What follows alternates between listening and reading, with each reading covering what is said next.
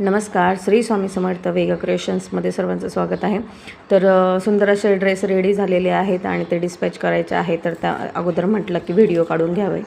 तर बऱ्याच जणांचा प्रश्न आहे की ड्रेसवरची जी प्रिंट आहे विठ्ठल रुक्माईची किंवा रुक्माई अशा नावाची किंवा विठू माऊली अशा नावाची, तर ती धुतल्यानंतर जाते का? तर धुतल्यानंतर ती प्रिंट जात नाही आणि ब्रश लावायचा नाही आहे कपडे धुताना, पहिली गोष्ट.